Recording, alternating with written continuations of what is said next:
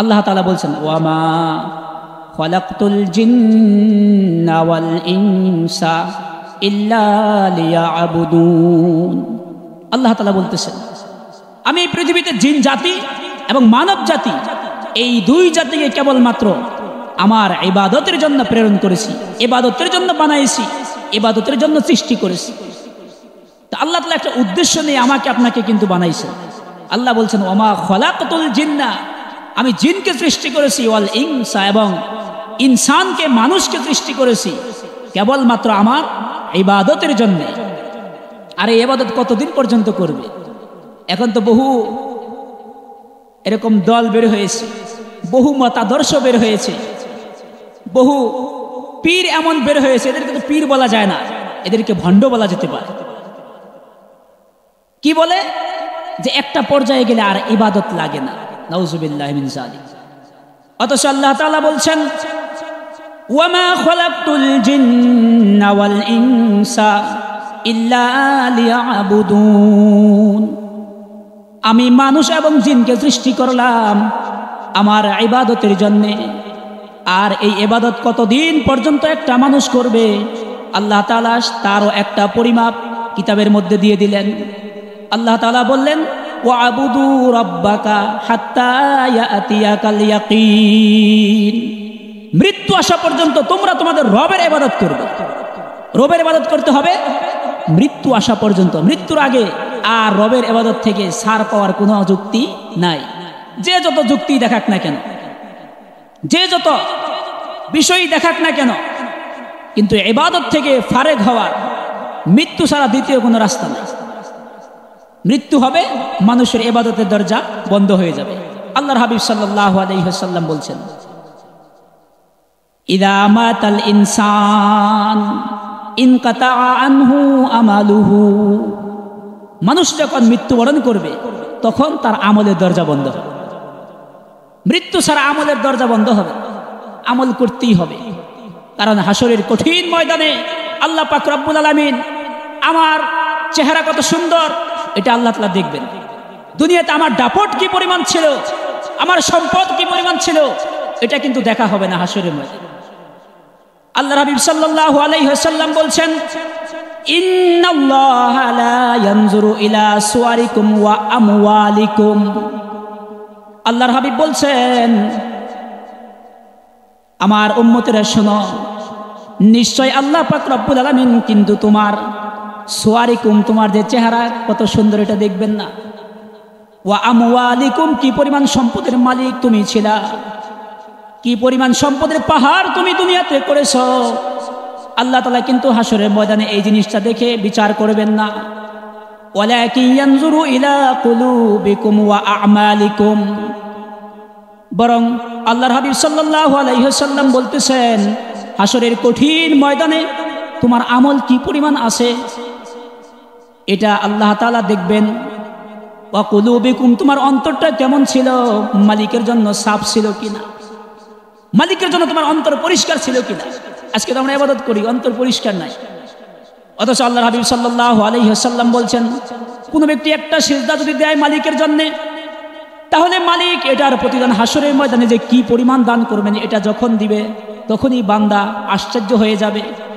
পক্ষান্তরে 1000 রাকাত নফল নামাজ যদি, 1000 রাকাত ফরজ নামাজ যদি সে এই দুনিয়াতে পড়ে, কিন্তু উদ্দেশ্য ছিল তার সমাজকে দেখানোর জন্য, উদ্দেশ্য ছিল তার পাশের মানুষকে দেখানোর জন্য, অথবা উদ্দেশ্য ছিল আমি মুরব্বী হয়ে গেছি, জুমার দিন মসজিদে না গেলে কেমন দেখা যায়, এই জন্য মসজিদে যায় বসে থাকে, ফজরের সময় না উঠলে কেমন দেখা যায়, মুরব্বী মানুষ শুয়ে থাকলে আবার তাবলিগের ভাইরা এসে ডাকাটাকি করবে যে মুরব্বী এখনো ঘুম থেকে উঠে নাই, ফজরের নামাজ পড়ে না। তো এটাকে ঢাকার জন্য সে ফজরের নামাজে চলে গেল, তাহলে আল্লাহকে রাজি খুশি করার জন্য সে গেল না। আল্লাহর হাবিব সাল্লাল্লাহু আলাইহি ওয়াসাল্লাম বলছেন ওই যে যাকে দেখানোর জন্য তুমি আমলটা করলা, জেনে রাখো তোমার আমলটা কিন্তু শিরিকের মধ্যে ঢুকে গেল। অথচ শিরিক, ইন্না শিরকা লা যুলমুন আযীম, সবচেয়ে বড় জুলুম আল্লাহ তাআলার সাথে শিরিক করা, অংশীদার সাব্যস্ত করা। কিভাবে অংশীদার? ইবাদত তো ছিল আল্লাহর জন্য, নামাজ তো ছিল আল্লাহর জন্য, কিন্তু আমি সেটাকে বানালাম সমাজের জন্য, আমি সেটাকে করে দিলাম পাশের এক ব্যক্তিকে দেখানোর জন্য। মাতবর মানুষ মসজিদে না গেলে কেমন দেখা যায়? একদিক থেকে মসজিদের সভাপতি, না থাকলেও দেখতে খারাপ দেখা যায়, এখন যাইতে হয়।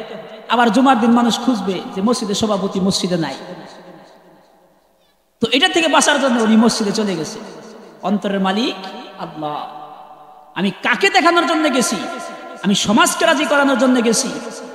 আমি মানুষকে রাজি করানোর জন্য মসজিদে গেছি, না আমি আমার মালিককে রাজি করানোর জন্য গেছি? এই কারণে আখলিস দীনাকা ইয়াকফিকাল আমালুল কলিল আমরা মুসলমানেরা বুঝি না, অথচ আল্লাহর হাবিব কত আদর করে কত সুন্দর করে বলে গেছেন এই উম্মতের জন্য, অল্প আমল যদি তোমার ইখলাস ওয়ালা হয়, আল্লাহকে রাজি খুশি করানোর জন্য হয়, তাহলে ইয়াকফিকাল আমালুল কলিল। আল্লাহর হাবিব বলতেছেন এই অল্প আমলটাই তোমার হাসরের ময়দানে নাজাতের ব্যবস্থা হয়েছে, যদি আল্লাহর কাছে কবুল হয়। এই কারণে লাগবে হলো আমাদের কি? ইখলাস। ইখলাস ছাড়া কোনো আমল আল্লাহ তাআলার কাছে কবুল নয়। আল্লাহর হাবিব সাল্লাল্লাহু আলাইহি ওয়াসাল্লাম একবার সাহাবাদের মাঝে এরকম কথা বলতেছিলেন। এক পর্যায়ে আল্লাহর হাবিব সাল্লাল্লাহু আলাইহি ওয়াসাল্লাম সাহাবাদেরকে বললেন, শোনো আমার সাহাবারা, তোমরা কি জানো কোন ব্যক্তিটা সবচেয়ে বেশি নিঃস্ব, কোন ব্যক্তিটা সবচেয়ে বেশি দরিদ্র, সবচেয়ে বেশি অসহায় নিঃস্ব? তোমরা কি বলতে পারবা? সাহাবায়ে কেরাম বলতেছে, ইয়া রাসূলুল্লাহ, আমরা জানি যে ব্যক্তিটার দুনিয়ার কেউ নাই, যে ব্যক্তিটা দুনিয়ার মাল সামানা নাই, কিচ্ছু নাই, গরিব, খাইতে পায় না, ঘরে খাবার নাই, পকেটে টাকা নাই, মানুষ তাকে দাম দেয় না, অসহায়, ওই ব্যক্তিটাই নিঃস্ব। আল্লাহর হাবিব বলেন, না না সাহাবায়ে কেরাম, তোমরা বুঝো নাই, ওই ব্যক্তিটা নিঃস্ব নয়। নিঃস্ব হলে ওই ব্যক্তি কাল হাসরের কঠিন ময়দানে এমনও বান্দা থাকবে চোখের সামনে 1000 রাকাত নামাজের সওয়াব নিয়ে উঠবে। অর্থাৎ বান্দা হাসরের ময়দানে মালিকের সামনে দাঁড়াইছে এবং এমন অবস্থায় দাঁড়াইছে 1000 রাকাত নামাজের সওয়াব তার কাছে আছে, রোজার সওয়াবও তার কাছে আছে, এবং দিনী জায়গায় দিনী মজলিসে দান করেছে, অসহায় দরিদ্রের মাঝে ভালো কাজ করেছে, দান করেছে, মানুষের সহযোগিতা করেছে, অর্থাৎ নেক আমলে ভরপুর একটা বস্তা নিয়ে সে হাসরের ময়দানে উঠছে। কিন্তু এই বান্দাটা কিছু কিছু জায়গায় গিয়ে এমন এমন মন্দ কাজ করে ফেলেছে, অন্যায়ভাবে কারো কাছ থেকে মাল গ্রহণ করেছে, অন্যায়ভাবে কারো জমি দখল করেছে, অন্যায়ভাবে এতিমের মাল সে ভক্ষণ করেছে। ফলে হাসরের ময়দানে তাকায় দেখে তার ডান দিকে লম্বা একটা সিরিয়াল, বাম দিকে লম্বা একটা সিরিয়াল। কয় কিসের সিরিয়াল? পাওনাদারদের সিরিয়াল। পাওনাদার, দুনিয়াতে পাওনাদার থাকলে, পকেটে টাকা থাকলে পাওনাদারকে দিয়ে দিয়ে শেষ হয়ে যায়, খালাস। পকেটে যদি টাকা থাকে কঠিন থেকে কঠিন মামলা থেকে মুক্তি পাওয়া সম্ভব হয়। পকেটে টাকা থাকলে এলাকার কঠিন বিচার থেকেও সে মুক্তি পাইতে পারে। কিন্তু হাসরের কঠিন ময়দানে সেখানে তো কোনো টাকা পয়সা থাকবে না, কোনো টাকা পয়সা লেনদেন সেখানে চলবে না। সেখানে একমাত্র লেনদেন চলবে নেক আমলের সওয়াবের প্রতিদান। আল্লাহ তাআলা যা দিয়েছেন, ওই যে 1000 রাকাত নামাজের সওয়াব নিয়ে হাসরের ময়দানে দাঁড়িয়ে গেছে, 1000 রোজার সওয়াব নিয়ে হাসরের ময়দানে দাঁড়িয়ে গেছে। কিন্তু যে পরিমাণ সওয়াব আর যে পরিমাণ নেক আমল নিয়ে হাসরের ময়দানে দাঁড়াইছে, কিন্তু ডান দিকে বাম দিকে তাকায় দেখে পাওনাদার এর চাইতে আরো অনেক বেশি। অর্থাৎ দুনিয়াতে অবৈধভাবে মানুষের কাছ থেকে সম্পদ লুণ্ঠন করেছে, দুর্নীতি করেছে, চাঁদাবাজ করেছে, অন্যায়ভাবে বিভিন্ন কার্যকলাপের মধ্যে সে লিপ্ত হয়েছে। এবার হাসরের ময়দানে ওই লোকগুলো দাঁড়িয়ে গেছে এবং আল্লাহ তাআলার কাছে নালিশ দায়ের করছে, আল্লাহ এই ব্যক্তিটাই আমাদের এই ক্ষতিগুলো করেছে। তো এবার আল্লাহ পারমিশন দিয়ে দিয়েছেন, এই ব্যক্তির কাছ থেকে তোমার আজকের ক্ষতিটা পোষায় নাও। তো কিভাবে পোষায় নেবে? এবার ওই ব্যক্তি জাহান্নাম থেকে বাঁচার জন্য তার সওয়াব থেকে ওই পাওনাদারদেরকে একে একে দিতে থাকবে। আল্লাহর হাবিব সাল্লাল্লাহু আলাইহি ওয়াসাল্লাম বলেন, দিতে দিতে একটা পর্যায়ে এমন হয়ে যাবে তাকিয়ে দেখবে সওয়াব শেষ, নেকি শেষ। যা নেকি নিয়ে উঠছিল হাসরের ময়দানে, নামাজের সওয়াব, রোজার সওয়াব, দানের সওয়াব সব শেষ, পাওনাদার এখনো বাকি আছে। এখন এদেরকে কি দিবে? তো আল্লাহ বলবেন, এবার তার কাছ থেকে নেওয়ার মতো কোনো কিছুই নাই। তোমাদের কাদের উপরে যে গুনাহগুলো রয়েছে, তোমাদের কাদের উপরে যে পাপাচারগুলো রয়েছে, এবার তার কাছ থেকে কি নিবা? নেওয়ার মতো কিছুই নাই। সুতরাং তোমাদের কাদের উপরে যে পাপগুলো রয়েছে, এই পাপগুলো তার কাদের উপরে চাপায় দাও। শেষ পর্যন্ত এত সওয়াবওয়ালা একটা ব্যক্তি, এত নেকি নিয়ে উঠনেওয়ালা একটা ব্যক্তি অন্যের পাপের বোঝা তার কাদের উপর নিয়ে অসহায়ের মতো তাকে জাহান্নামে দাখিল হইতে। আল্লাহ নবী সাল্লাল্লাহু আলাইহি ওয়াসাল্লাম বললেন, সাহাবারা শোনো, ওই যে আমি বলছিলাম সবচেয়ে নিঃস্ব ব্যক্তিটাকে, এই ব্যক্তিটা হলো সবচাইতে নিঃস্ব। সোয়াব নিয়ে উঠাও হাসরের ময়দানে আগাইতে পারল না। কেন? একদিক থেকে নেকের কাজ করছে, আরেক দিক থেকে তার অন্যায়ের পাল্লাটা এত ভারী হয়েছে যে হাসরের ময়দানে নেক দিয়া আর কুলাইতে পারে না। এই কারণে আমাদেরকে খেয়াল রাখতে হবে, আমাদেরকে একটু সজাগ থাকতে হবে যে আমি সারাদিন পাপের কাজ বেশি করলাম না নেকির কাজ বেশি করলাম। একটু মুরাকাবা করতে হবে। দিন শেষে, বেলা শেষে একটু হিসাব করতে হবে, জীবনের হিসাব করতে হবে। আমরা তো এমন মুসলমান, আমরা আমাদের জীবনের হিসাব করি না। আমাদের জীবনের কোনো হিসাব নাই। কয়টা পাপ করলাম সারাদিনে, কয়টা গুনাহ করলাম, কয়টা নেকির কাজ করলাম, আজকে সারাদিনে কি পরিমাণ ভালো কাজ করেছি, জীবনের হিসাব কিন্তু নেই নাই। কিন্তু বিকেলবেলা ঠিকই বাড়িতে কিন্তু হিসাব নিয়েছি, বাড়িতে গিয়ে হিসাব দিয়েছি যে আজকে সারাদিন কি পরিমাণ বেচা বিক্রি হয়েছে, আজকে সারাদিন আমার কি পরিমাণ আয় রোজগার হয়েছে, এটার হিসাব নিয়েছি। অথচ আল্লাহর হাবিব সাল্লাল্লাহু আলাইহি ওয়াসাল্লাম কি বলছেন?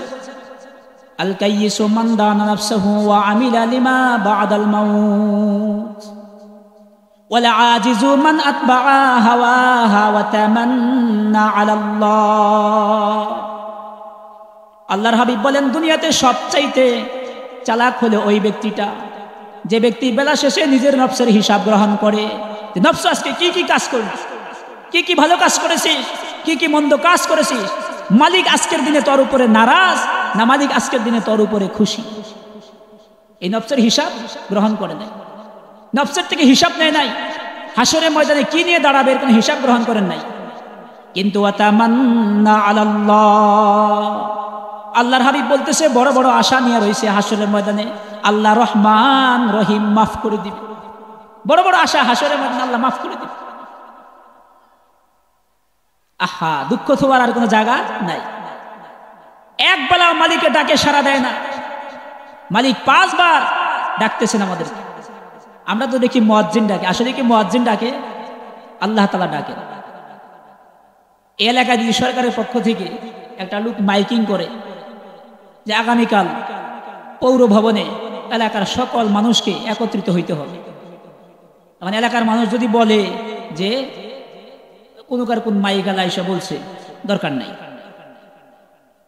আসলে কি মাইকালা বলছে?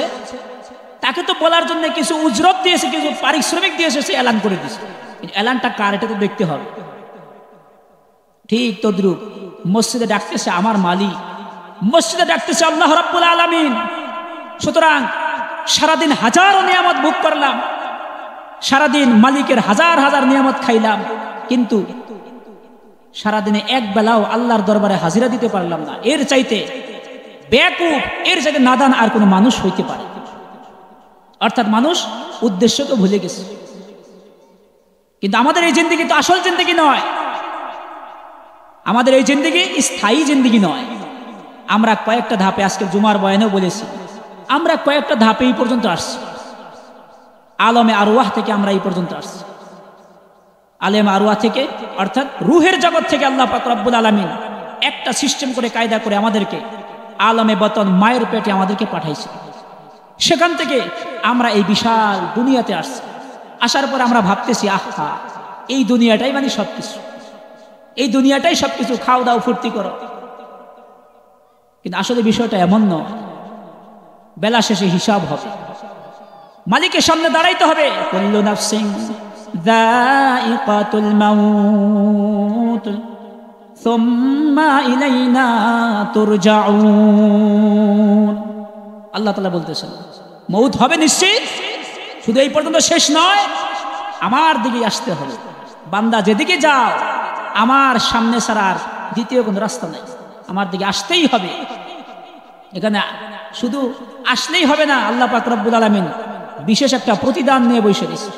এই পৃথিবীতে কি করছি, কি কর্ম করছি, এই পৃথিবীতে আমাকে শুধু এই সংসারকে টিকিয়ে রাখার জন্যে যে কর্ম করা দরকার এগুলোর জন্য আল্লাহ তাআলা পাঠান নাই। হ্যাঁ, এটা করতে হবে, নিষেধ নাই, করতে হবে।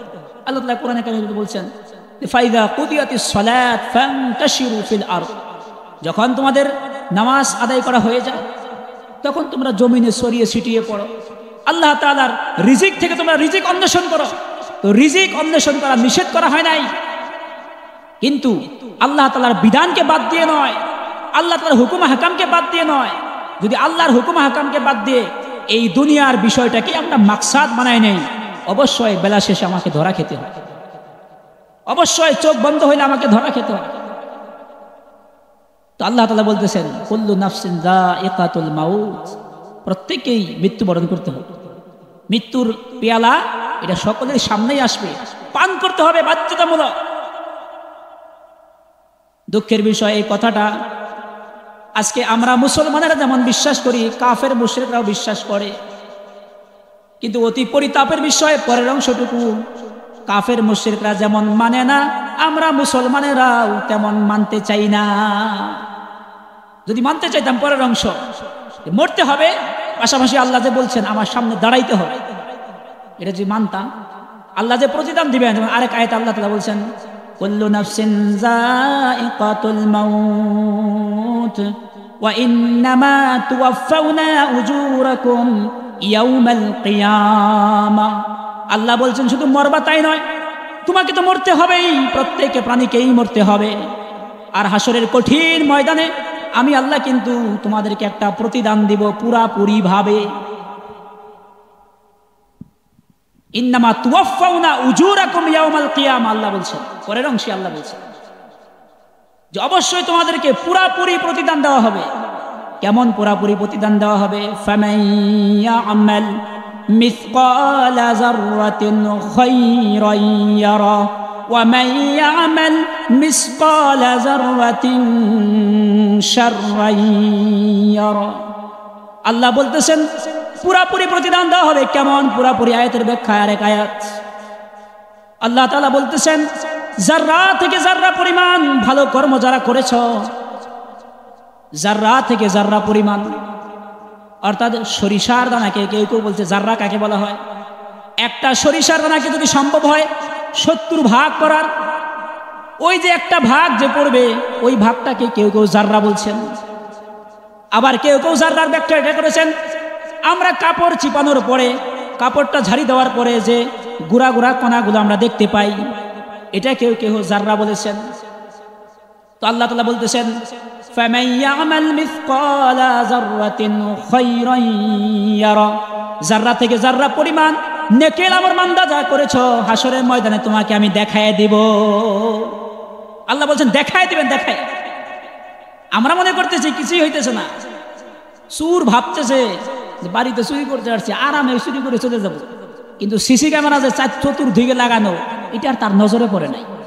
এমন এমন জায়গায় সিসি ক্যামেরা ফিটিং করা হয়েছে, এটা আর নজরে পড়ে নাই। তো আল্লাহ পাক রব্বুল আলামিন আমার ভিতরে কিন্তু সিসি ক্যামেরা ফিট করে রাখছে। কিরামান কাতিবিন ইয়ালামুনা মা তাফআলুন। কিরামান কাতিবিন আল্লাহ ফিট করেছে, সম্মানিত লেখক দ্বয় ফেরেশতা আমার আপনার ডান কান্দে কিন্তু বসে রয়েছে, আমরা কিছুই টের পাইতেছি না। আমরা ভাবতেছি রাতের অন্ধকারে আমরা পাপাচার করতেছি, মনে করতেছি কেউ দেখতেছি না, অথচ আল্লাহ পাক রব্বুল আলামিন সাথে কিন্তু কিরামান কাতিবিন দিয়েছেন। এখানে সব উঠতেছে, সব সিসি ক্যামেরায় উঠতেছে, এগুলো সব হাসরের ময়দানে আল্লাহ দেখাবেন বলছেন।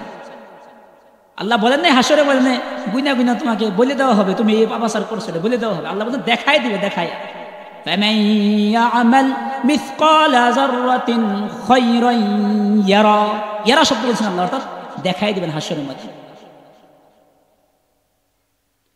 পক্ষান্তরে আল্লাহ পাক রব্বুল আলামিন বলতেছেন, বান্দা যাররা থেকে যাররা পরিমাণ গুনাহের কাজ যা তোমরা করেছো এটাও কিন্তু হাসরের ময়দানে তুমি দেখতে পাবা।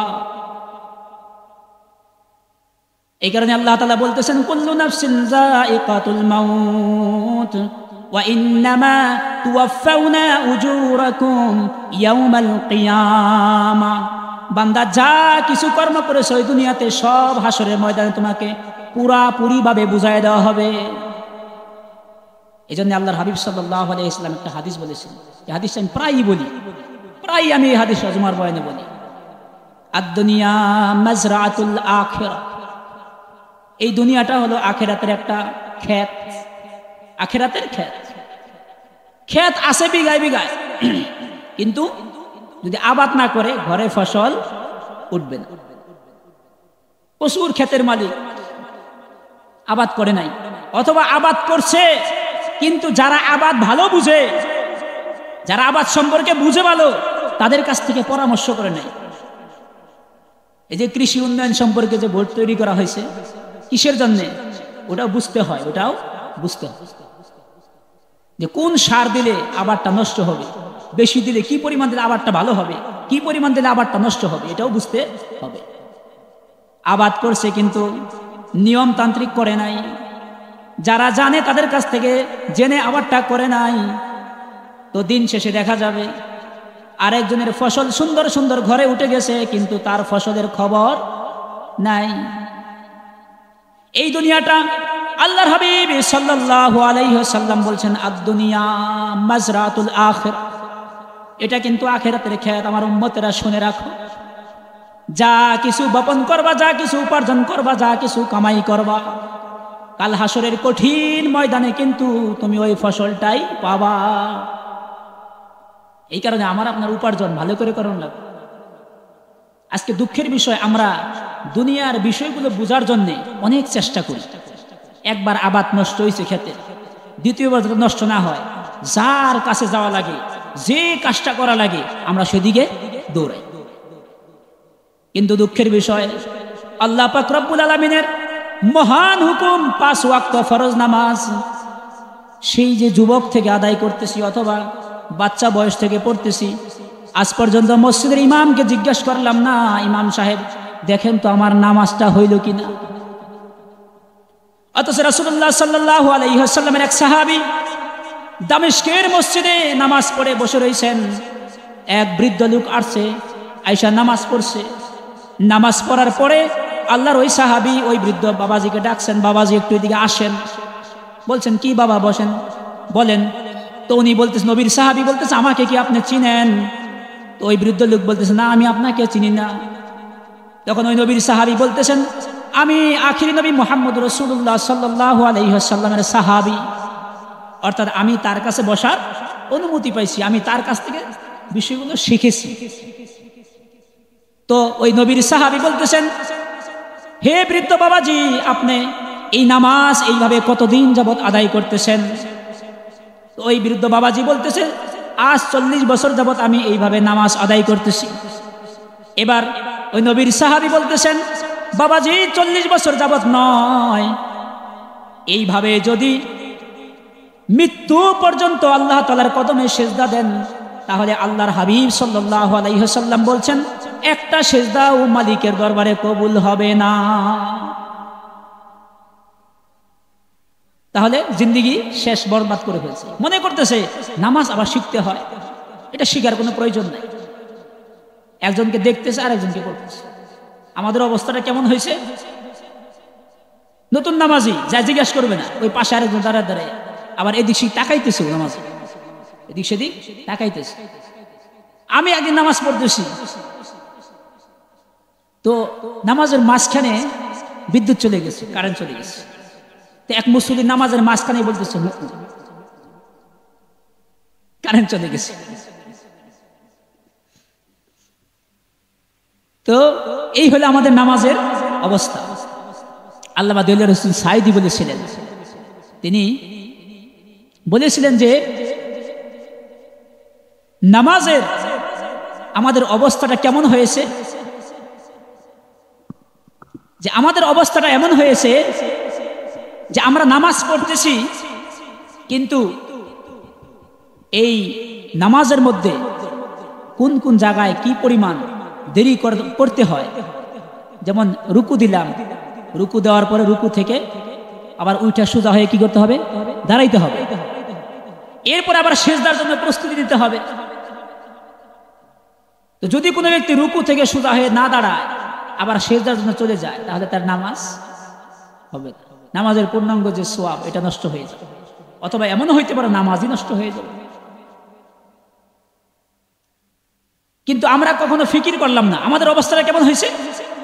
ওই ইমাম একটু আত্তাহিয়াতুর বৈঠকে, ওই শেষে আত্তাহিয়াতু পড়তে হয়, ওই সময় ইমাম একটু আত্তাহিয়াতু পড়তে একটু ধীরে গতিতে পড়ছে, একটু দেরি হয়ে গেছে, মানে আস্তে আস্তে পড়ছে, দেরি হয়ে গেছে। এখন পিছনে ওনার মুসল্লির আত্তাহিয়াতু দরুদ শরীফ দোয়া মাসুরা সব শেষ হয়ে গেছে। তো উনি খালি সমানে বারবার এমন করতেছে, মানে বুঝাইতে চাইতেছে ইমাম সাহেব দোয়াটা সব পড়া শেষ, তাড়াতাড়ি সালাম ফিরা। দেলোয়ার হোসেন সাইদি বলছেন, বেয়াদব কোথাকার, তুমি বেকুফ, তুমি নাদান, তোমার মতো মূর্খ আর কোনো কিছু নাই, তুমি নামাজ শিখেছো কার কাছ থেকে? অথচ আল্লাহর হাবিব সাল্লাল্লাহু আলাইহি ওয়াসাল্লাম বলছেন, এই যে হাজার হাজার মসজিদের ইমামরা নামাজ পড়াইতেছেন নিজের মন গড়া নয়, বরং আল্লাহর হাবিব বলছেন, সাল্লু কামা রাআইতুমুনি উসাল্লি, তোমরা আমাকে যেভাবে নামাজ পড়তে দেখো, আমি রাসূলকে যেভাবে পড়তে দেখো, সেইভাবে তোমরা নামাজ আদায় করো। সাহাবায়ে কেরামদেরকে দেখে দেখে যারা নামাজ শিখেছেন, সাহাবায়ে কেরামদেরকে দেখে দেখে যারা নামাজ পড়েছেন, তাদের কাছ থেকে আমাদের পর্যন্ত চলে আসছে। এখানে আমরা যদি মন গড়া এই কাজগুলো করার চেষ্টা করি, এই আমলগুলো করার চেষ্টা করি, তাহলে কিয়ামতে যায় দেখবো, হাসরের ময়দানে দেখবো আমার আমলের কোনো প্রতিদান নাই, সব নষ্ট হয়ে গেছে। আল্লাহ তাআলা একটা প্রশ্ন করে আটকায় দিবেন, বান্দা দুনিয়ার ক্ষেত খামার করার জন্যে, দুনিয়ার অফিস আবার আদালত করার, চাকরি বাকরিতে ঠিক মতে কাজ যেন হয়, এটা করার জন্যে কত কিছুই না বুঝেছ, কত মানুষের কাছেই না গিয়েছ, কত বই না পড়েছ, কিন্তু আমার এই মহান হুকুম ঠিক মতে আদায় করার জন্যে তুমি কতজনের কাছে গিয়েছ, কার কাছে তুমি গেছো? আমার এই হুকুম ঠিকঠাক মতো আদায় করার জন্য তুমি কি মেহনত করেছো? তখন আমাদের জবাবটা কি হবে? আমাদের জবাবটা কি হবে? এই কারণে মৃত্যুর আগেই আমাকে আপনাকে প্রস্তুতি গ্রহণ করতে হবে। মৃত্যুর আগে আমাকে আপনাকে প্রস্তুতি গ্রহণ করতে হবে। আমার আপনার ইবাদত ঠিক করতে হবে, আমার আপনার আমল ঠিক করতে হবে, না হলে হাসরের ময়দান, কবরের জিন্দেগি বড় ভয়াবহ হবে, বড় কঠিন হবে। এই মৃত্যু থেকে কেউ বাঁচতে পারে নাই, হাসরের ময়দানে যাওয়া থেকে কেউ বাঁচতে পারবে না, কেউ রেহাই পাবে না। সেখানে মালিকের সামনে দাঁড়াইতেই হবে। মিনহা খলাকনাকুম ওয়া ফিহা নুঈদুকুম ওয়া মিনহা নুখরিজুকুম তারাতান উখরা। আল্লাহ তাআলা বলতেছেন, মিনহা খলাকনাকুম, আমি তোমাদেরকে সৃষ্টি করেছি মাটি থেকে, ওয়া ফিহা নুঈদুকুম, আবার এই মাটিতেই তোমাদেরকে ফেরত যাইতে হবে, ওয়া মিনহা নুখরিজুকুম তারাতান উখরা, দ্বিতীয়বার আখের আবার তোমাকে আমি এই মাটি থেকে উঠাবো। আল্লাহ তাআলা কিন্তু আবার আমাদেরকে উঠাবেন। এই কারণে নাস্তিকরা বলে যে এই জিন্দেগি শেষ, আর মৃত্যুর পর আর কিভাবে উঠাবে আল্লাহ তাআলা? যে আল্লাহ আমি ছিলাম না, আমার কিছুই ছিল না, তিনি আমাকে এত সুন্দর অবয়ব আকৃতি দিয়ে আমাদেরকে সৃষ্টি করতে পারছেন, অবশ্যই সেই আল্লাহ দ্বিতীয়বার আবার আমাকে আপনাকে কিন্তু উঠানোর ক্ষমতা রাখে। তো যে কথা বলতেছিলাম, আমাকে আপনাকে প্রত্যেককেই ওই আখিরাতের জিন্দেগিতে চাইতে হবে। আর ওই জিন্দেগি বড় ভয়াবহ জিন্দেগি, ওই জিন্দেগি বড় ভয়াবহ জিন্দেগি। ওই জিন্দেগিতে যাওয়া থেকে কেউ রেহাই পাবে না, কেউ পাবে না। নবীরা মারা গেছে না? নবীরাও মারা গেছে। হযরত আদম আলাইহিস সালাম, তার হায়াত কাল ছিল 1000 বছর। আদম আলাইহিস সালাম একবার রূহের জগতে ঘুরতেছেন।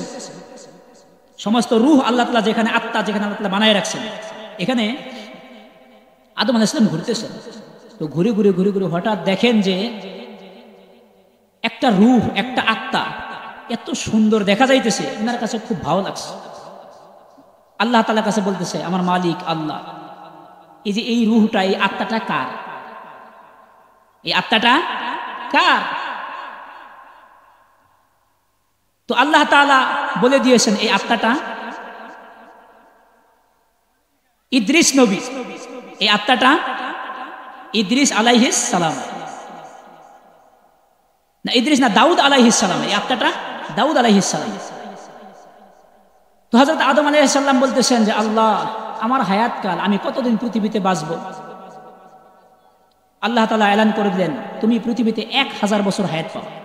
আল্লাহ বলতেছেন, আদম আলাইহিস সালাম বলতেছেন, আল্লাহ আমার 1000 বছর লাগবে না, আমার এখান থেকে এই 60 বছর আমার ছেলে দাউদ আলাইহিস সালামকে দিয়ে দিলে ভালো হয়।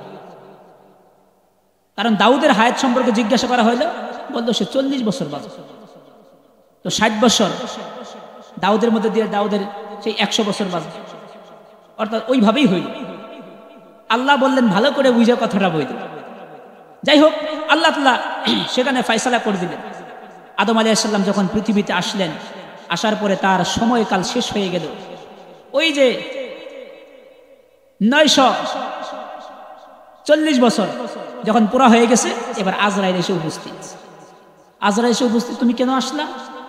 যে আল্লাহর পয়গম্বর আদম আলাইহিস সালাম, আল্লাহ পাঠাইছেন আমাকে তোমার জান কবজ করার জন্য। কয় না না, আল্লাহ তো আমাকে 1000 বছর হায়াত দিছে। ও আপনাকে 1000 বছর দিছে, কিন্তু আপনি তো আরো 60 বছর আপনার ছেলে দাউদ আলাইহিস সালামকে দিয়ে দিয়েছেন। কয় না, আমি ওইটা মানি না। অর্থাৎ এই পৃথিবী থেকে কেউ যাইতে চায় না। নবী সাল্লাল্লাহু আলাইহি ওয়াসাল্লাম, নবী হযরত আদম আলাইহিস সালাম, তিনিও বলতেছেন আমি এটা মানি না। আল্লাহ তাআলা বললেন যে হ্যাঁ, আমি দাউদ আমার আদম আলাইহিস সালামের জন্য আমি যা নির্ধারণ করেছিলাম তাই। সুতরাং আজরাইলকে ফিরে আসতে বললেন, তাকে 1000 বছর হায়াতি যেটা লেখা হয়েছে ওটাই লেখা। 1000 বছর পরে আইসা এরপরে আদম আলাইহিস সালামের জানকে কবজ করা হয়েছে। তবুও কিন্তু আদম আলাইহিস সালাম পৃথিবীতে থাকতে পারেন নাই। প্রথম নবী চলে গেছেন পৃথিবীতে, যাইতেই হবে। ইদ্রিস আলাইহিস সালাম, ইদ্রিস আলাইহিস সালাম আমরা সবাই জানি, ইতিহাসের পাতায় লেখা হযরত ইদ্রিস আলাইহিস সালাম তিনি একজন জলিল কদর নবী ছিলেন। তার জান কিন্তু দুনিয়ায় কবজ হয় নাই, চতুর্থ আসমানে কবজ হয়েছে। ইদ্রিসের জান চতুর্থ আসমানে কবজ হয়েছে। চতুর্থ আসমানে ইদ্রিস আলাইহিস সালাম মারা যাবে, এটা কাগজে লেখা, আজরাইলের লিস্টে লেখা চতুর্থ আসমানে। ওই ইদ্রিস আলাইহিস সালাম এর মেউতের সময় যখন ঘনায় আসছে, আজরাইল দেখতেছে ইদ্রিসের জান কবজ করতে হবে চতুর্থ আসমানে। এবার আজরাইল চিন্তা করতেছে, মানুষ হইল দুনিয়ার, মানুষ হইল দুনিয়ার, জান কবজ হবে চতুর্থ আসমানে, এটা কেমন হয়, এটা কিভাবে? আল্লাহ বললেন তুমি যাও, জায়গা মতে গিয়ে তাকে সেখানে পাও। ইদ্রিস আলাইহিস সালামের সাথে দুজন ফেরেশতার সাথে একটা সম্পর্ক হয়েছে, বন্ধুত্ব হয়েছে। নবী তো বন্ধুত্ব হয়েছিল। বলছিল আমি আকাশ দেখতে চাই, আসমান দেখতে চাই। তো প্রথম আসমান দেখছে, ঘোরায় দেখাইছে, দ্বিতীয় আসমান ঘোরায় দেখাইছে, তৃতীয় আসমান ঘোরায় দেখছে, চতুর্থ আসমানে পৌঁছে গেছে। কিন্তু এমন একটা টাইমে চতুর্থ আসমানে পৌঁছে গেছে, ওই সময় তার মৌতের সময় ঘনায় আসছে। এই কারণে যার মৌত যেন, একটা কথা হয় না গ্রাম্য এলাকায়, যার মৌত যেখানে নাও বাড়া দিয়ে যায় সেখানে মৃত্যু হবেই, মৃত্যু হবে। নবীরা এইভাবে মারা গেছে। সকল মানুষ পৃথিবীতে মরবে। হযরত মুসা আলাইহিস সালাম এই সম্পর্কে তো আমরা শুনেছি। মুসা আলাইহিস সালাম এমন একজন নবী ছিলেন, তার হাতটা একটু বেশি চলত। এক ঘুষি দিয়ে, এক থাপ্পড় দিয়ে ফেরাউনের কর্মচারী শেষ, পৃথিবী থেকে বিদায় হয়ে গেছে। অনেক রাগী নবী ছিলেন। তাই মুসা আলাইহিস সালামের মৃত্যুর সময় যখন ঘনায় আসছে, আজরাইল এসে ঘরের ভিতরে ঢুকে গেছে মুসার জান কবজ করার জন্য। এবার আজরাইল অনুমতি ছাড়া ঘরের মধ্যে ঢুকছে। মুসা আলাইহিস সালাম রেগে গেছেন। শুধু রেগে গেছেন তাই নয়, বুখারীর বর্ণনায় আসছে হযরত মুসা আলাইহিস সালাম আজরাইলকে রাগ করে একটা থাপ্পড় মেরেছে। অনুমতি ছাড়া এখানে ঢুকেছ? আজরাইল বলছে আমি মালাকুল মউত, আমি কারো অনুমতি নিয়ে ঢুকি না। তো আজরাইলকে থাপ্পড় মারছে। আজরাইল আল্লাহ তাআলার কাছে চলে গেছেন। আল্লাহ তাআলা বলতেছেন, আজরাইল মালাকুল মউত রাখো, তুমি আজকে যার কাছে গেছো এই সাধারণ নবী নয়, এই সাধারণ মানুষ নয়, এর নাম মুসা, এর নাম মুসা, এর সাথে আমার কথা বলতে হবে। তো আল্লাহ তাআলা ফাইনাল করে দিলেন কথাবার্তা। আজরাইল এসে বললেন, নবী গো, যদি দুনিয়ায় থাকতে চান তাহলে আপনাকে পারমিশন দেওয়া হয়েছে। কি পারমিশন দেওয়া হয়েছে? আপনি একটা গাভীর উপরে হাত রাখেন, অথবা লোম বিশিষ্ট একটা জানোয়ারের উপরে হাত রাখেন, ওই হাতের নিচে যতগুলো পশম পড়বে ততগুলো পশমকে এক এক বছরে হায়াত বানায় আপনাকে দিয়ে দেওয়া হবে। এক এক বছরে হায়াত বানায় আপনাকে দেওয়া।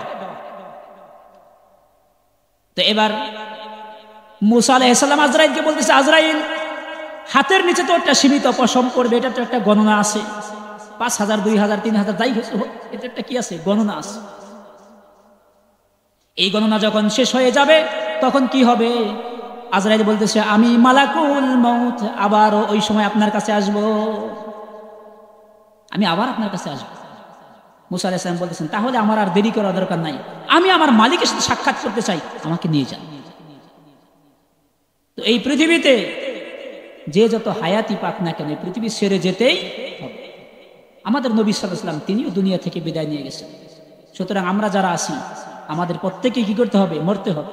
কিন্তু মরার আগে আমাকে কিছু সামান জোগাড় করতে হবে, কারণ আমাদের প্রথম ঘাঁটি কবর। কবর আমাদের প্রথম ঘাঁটি। এই ঘাঁটিতে আমাকে আপনাকে জবাবদিহিতা দিতেই হবে, জবাবদিহির আওতায় পড়তেই হবে। এই কারণে সেখান থেকে বাঁচার একটা চেষ্টা করতে হবে। তো যে কথা বলতেছিলাম, আল্লাহ পাক রব্বুল আলামিন কোরআনে কারিমে বলছেন, কুল্লু নাফসিন যায়িকাতুল মাউত ওয়া ইন্নামা তুওয়াফাউনা উজুরাকুম ইয়াউমাল কিয়ামah। তোমাকে মরতেই হবে, আর কিয়ামতের দিন তোমার পাওনা সব পুরোপুরিভাবে বুঝায় দেওয়া হবে। ফামান যুহজিহা আনিন নারি ওয়া উদখিলাল জান্নাহ ফাকাদ ফাজ। আল্লাহ তাআলা বলতেছেন, হাসরের এই কঠিন ময়দানে বান্দা তোমাকে তো হিসাব দিতে হবে। হিসাব দিয়ে বান্দা যদি পার পেয়ে যাও, জাহান্নাম থেকে মুক্তি পেয়ে যাও, ফাকাদ ফাজ, তাহলে তোমার জন্য রইল উত্তম প্রতিদান। এই কঠিন মুহূর্তে যদি জাহান্নাম থেকে যে বান্দাটা মুক্তি পেয়ে জান্নাতে যাইতে পারবে, সেই সবচেয়ে বেশি সফল কাজ। আজকের এই দুনিয়ার জিন্দেগিতে আমরা কত মানুষই দেখলাম যে মানুষগুলোকে দুনিয়ায় কোনো মজলিসে ডাকে না, বড় কোনো সালিশে, বড় কোনো মজলিসে তাদেরকে দাওয়াত দেওয়া হয় না, ডাকে না, তাদের কথা গ্রহণ করে না, তাদেরকে মানুষ দেখতে পারে না। অনেক মানুষ এমন রয়েছে, রাস্তা দিয়ে হেঁটে গেলে মানুষও তার দিকে তাকায়, রাস্তা দিয়ে হেঁটে গেলে মানুষ তার দিকে তাকায় না। এবং অনেক মানুষ আছে এলাকার মধ্যে, নগণ্য মানুষ। কিন্তু আল্লাহর হাবিব সাল্লাল্লাহু আলাইহি ওয়াসাল্লাম বলতেছেন, বান্দা তোমরা জানো না, আমার উম্মতেরা জানো না, এই এই কুলিওয়ালা এবং ঠেলাওয়ালা, এই সাধারণ মানুষটা, যাকে মানুষ দাম দেয় না, যাকে মানুষ কিছু মনে করে না, কিন্তু তার নেক আমল এত একটা পাওয়ারফুল হয়ে গেছে হাসরের কঠিন ময়দানে, এই ব্যক্তিটাই বান্দা আল্লাহ তাআলার মধ্যে যে আল্লাহ তাআলা যে প্রতিদান দিবেন, প্রতিদান পেয়ে সে বাদশা হয়ে দাঁড়াবে। হাসরের ময়দানে বাদশা হয়ে যাবে, বাদশা। কিন্তু দুনিয়াতে ফকির, হাসরের ময়দানে বাদশা, কেউ টের পায় না। এই কারণে এই দুনিয়ার জিন্দেগি আসল জিন্দেগি নয়। দুনিয়াতে কয়েকটা দেশ শাসন করতেছে, কয়েকটা দেশের মধ্যে তার ক্ষমতা পড়তেছে, প্রভাব আছে, কয়েকটা দেশ তাকে মান্য করতেছে, তাকে দেখে ভয়ে থাকতেছে, তার সৈন্য বেশি, তার গোলা বারুদ বেশি, তার অস্ত্র শস্ত্র বেশি, সুতরাং তার কাছে নতজানু হয়ে থাকতেছে। কিন্তু কাল হাসরের কঠিন ময়দানে আল্লাহ পাক রব্বুল আলামিন এলান করবেন, লিমানিল মুলকুল ইয়াউম, আজকের দিনের রাজত্ব কার? আজকের এই দিনের রাজত্ব কার? দেখাও দেখি আজকের রাজত্ব কার। কঠিন ময়দানে, কঠিন ময়দান। এই কারণে আমাকে আপনাকে ফিকির করতে হবে, সেই হাসরের কঠিন ময়দানে আমরা যেন জান্নাতীদের কাতারে যাইতে পারি, আমরা যেন জাহান্নাম থেকে মুক্ত হইতে পারি।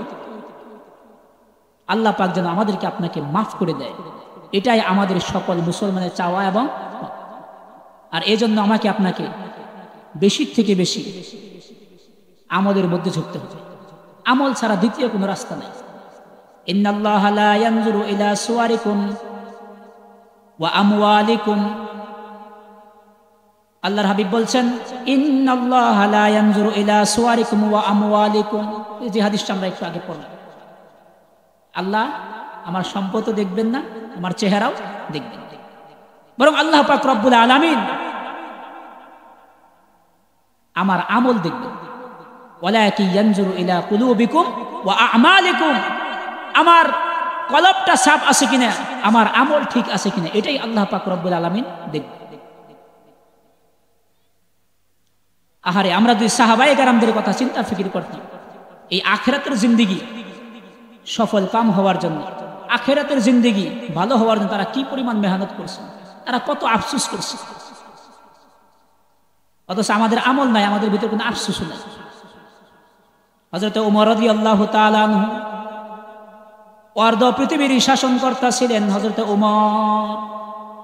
এই ওমর রাদিয়াল্লাহু তাআলা আনহু রাত্রের বেলায় হযরত হুযায়ফা রাদিয়াল্লাহু তাআলা দরজায় গিয়ে টোকা দিতেছেন। হুযায়ফা রাদিয়াল্লাহু তাআলা তিনি ছিলেন রাসূলুল্লাহ সাল্লাল্লাহু আলাইহি ওয়াসাল্লামের রহস্যবিদ, গোয়েন্দা বলা যেতে পারে, রহস্যবিদ, যার কাছে রাসূল সাল্লাল্লাহু আলাইহি ওয়াসাল্লামের গোপন বিষয়াদি তার কাছে রাখা ছিল, যেন কারো কাছে প্রকাশ না করা হয়।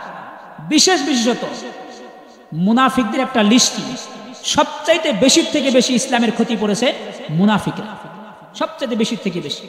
এখানে আল্লাহ বলেছেন ইন্নাল মুনাফিকিনা ফিদ দারকিল আসফালি মিনান নার।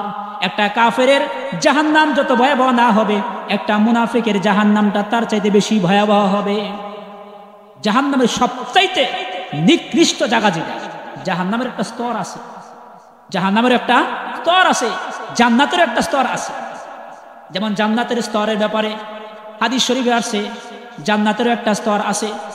মানুষ জান্নাতে গিয়েও আফসোস করবে, বলবে হায় আফসোস, দুনিয়ার জিন্দেগিতে যদি আর একবার সুবহানাল্লাহ বেশি কইতাম, আর একবার যদি আলহামদুলিল্লাহ শব্দটা বেশি পড়তাম, আর একটু যদি 2 রাকাত নামাজ একটু বেশি পড়তাম অমকের চাইতে, তাহলে আমার জান্নাতটা অমকের চাইতে আর একটু মর্যাদাপূর্ণ হইতো।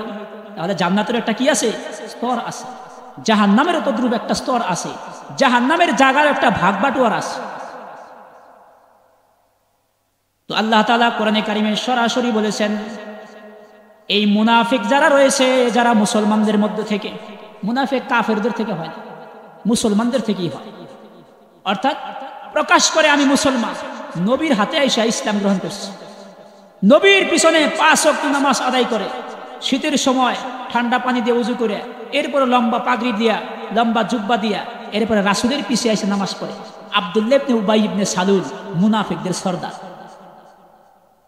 আব্দুল্লাহ ইবনে উবাই ইবনে সালুল মুনাফিকদের সর্দার। আহারে, এই বেচারা যখন মৃত্যুবরণ করছে, আর ছেলে ছিল রাসূলুল্লাহ সাল্লাল্লাহু আলাইহি ওয়াসাল্লামের খাঁটি সাহাবী আব্দুল্লাহ।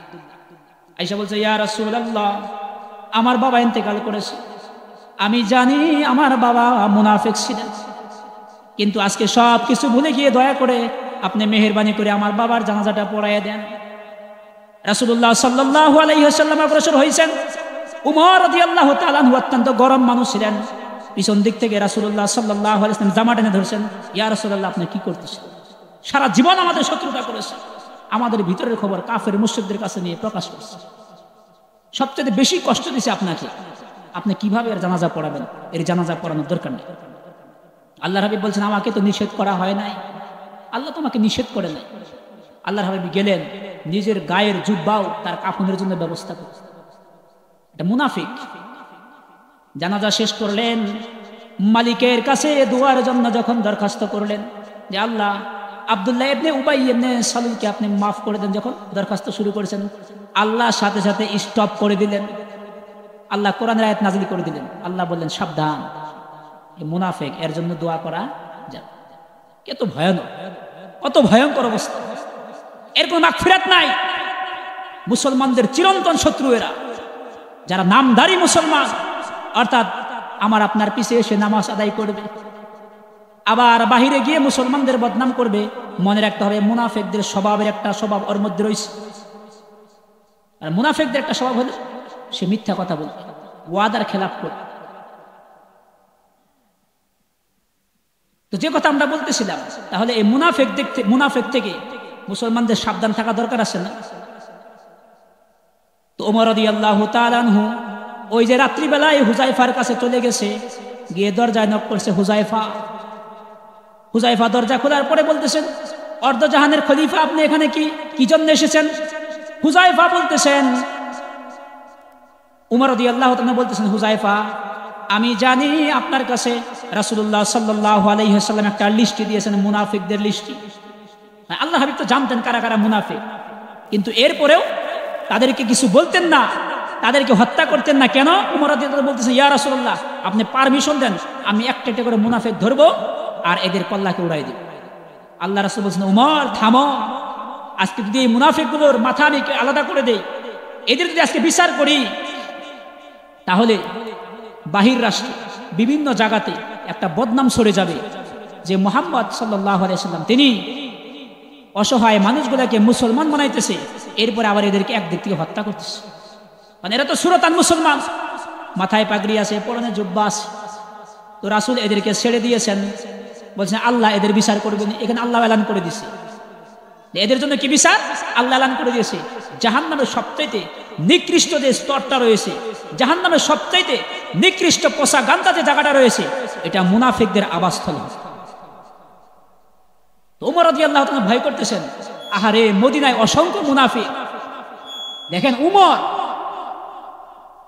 কেমন ব্যক্তি। আল্লাহর হাবিব সাল্লাল্লাহু আলাইহি ওয়াসাল্লাম বলছেন, আমার পরে যদি কেউ নবী হইতো, লাউ কানা বাদি নাবিয়ান লাকানা উমর, আমার পরে যদি আল্লাহ কাউকে নবী বানানোর ইচ্ছা করতেন, তাহলে উমরকে নবী বানাইতেন। তাহলে উমরের একটা গুণ ছিল, কোরআনে কারিমের 22 থেকে 23 জায়গায় উমর রাদিয়াল্লাহু তাআলা আনহু এর মতামতের উপরে আয়াত নাযিল হয়েছে। কেমন কথা হইতে পারে যে উমরের মতামত আল্লাহর মতামত, উমরের যা মতামত আল্লাহর তাই মতামত।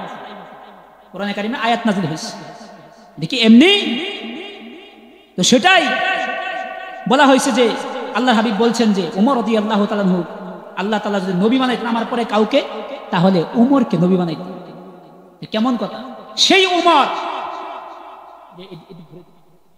সেই উমর ভয় পাইতেছে যে আমার নামটা যদি মুনাফিকদের খাতায় থেকে যায়। কেমন ভয় করতেছে। তো মুনাফিকদের লিস্টি কার কাছে? হুজাইফার কাছে চলে গেছে। হুজাইফার কাছে বলতেছে, হুজাইফা দেখো তো তোমার লিস্টের মধ্যে উমরের নামটা আছে কিনা, মুনাফিকদের লিস্টের মধ্যে উমরের নামটা আছে কিনা। হুজাইফা বলতেছে, আপনি ওয়ার্দজাহানের খলিফা হইতে পারেন, কিন্তু আমি ওয়াদা ভঙ্গ করব না। রাসূলুল্লাহ সাল্লাল্লাহু আলাইহি ওয়াসাল্লাম নিষেধ করেছে, বলতে নিষেধ করেছে, আমি বলতে পারবো। ওমর রাদিয়াল্লাহু তাআলা আনহু মাথা নিচের দিকে চলে আসতেছেন, আবার ঘুরে বলতেছেন, হুজাইফা তাহলে আমি আপনাকে একটা প্রশ্ন করি, প্রশ্নের উত্তরটা দেন। কি প্রশ্ন? আমি যদি মারা যাই তাহলে আপনি হুজাইফা আমার জানাজায় শরীক হবেন কিনা, শুধু এই কথাটুকু বলেন।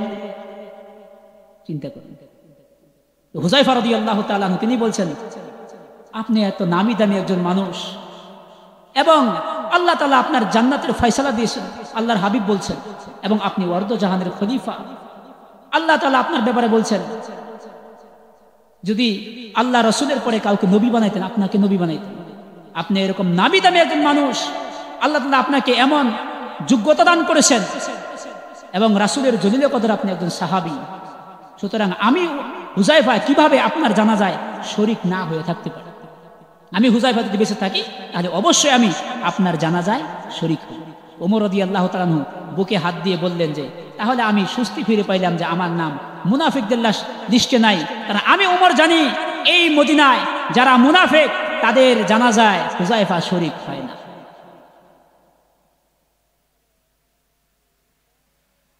তো চারিদিকে আজান হয়ে যেতেছে, কিছু কথা এখানে পেশ করলাম। আমাদের মূল মাকসাদ যেটা, সেটা হলো আমাদের গন্তব্যস্থল হলো আখিরাত। এই দুনিয়া স্থায়ী নয়, এই দুনিয়া আমাদের থাকার জায়গা নয়। এখান থেকে আমাকে আপনাকে চলে যাইতেই হবে। বড় বড় জলিল কদর নবীরা চলে গেছেন পৃথিবী থেকে, কাউকে কোনো পারমিশন দেওয়া, সময় দেওয়া হয় নাই। সুলাইমান আলাইহিস সালাম, তিনার কাছে আজরাইল আসছে, বলছে আমাকে একটু সময় দেন, এই যে মসজিদে আকসা অথবা এই মসজিদের কাজ শুরু করেছি, এটা একটু জিনদের মাধ্যমে করাই দিয়েছে। জিনেরা তো একটু ঘাওড়া প্রকৃতির, আমি যদি উপস্থিত না থাকি এরা কাজ করবে না, সুতরাং একটু সময় দেন, আমি কাজটা শেষ করে নেই। বললে কোনো সময় হবে না, প্রসেস গ্রহণ করতে পারে। সিস্টেম গ্রহণ করতে পারেন। কি সিস্টেম? আপনি আপনার লাঠির উপর ভর দিয়ে দাঁড়িয়ে যান। তো সুলাইমান আলাইহিস সালাম লাঠির উপর ভর দিয়ে দাঁড়িয়ে গেছেন, জান কবজ হয়ে গেছে, মরছে কিন্তু পড়ে নাই। লাঠির উপর ভর দিয়ে দাঁড়ায় রয়েছে। জিনেরা সব কাজ শেষ করার পরে এরপরে সুলাইমানের কাছে আসে, বলছে বাদশাহ সব কাজ শেষ, মসজিদের কোনো কাজ বাকি নাই।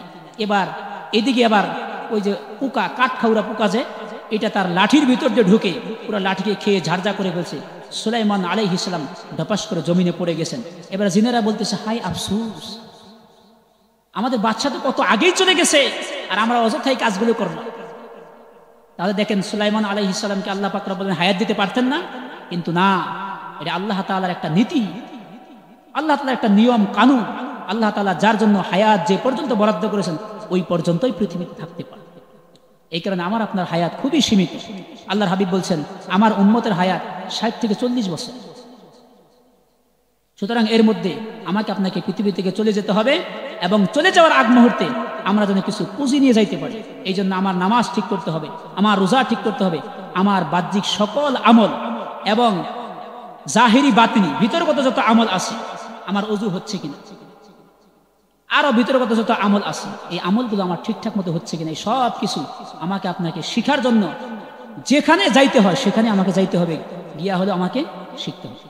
আল্লাহ পাক রব্বুল আলামিন আমাদের প্রত্যেককে যেন এই আমলগুলোকে ঠিক করার তৌফিক দান করেন, এবং আমরা প্রত্যেকে যেন ঈমান আমল সহি করে দুনিয়া থেকে বিদায় নিতে পারি। আল্লাহ পাক রব্বুল আলামিন আমাদের প্রত্যেককে কবুল করেন। ওয়া আখির দাওয়ানা আনিল হামদুলিল্লাহি রাব্বিল আলামিন।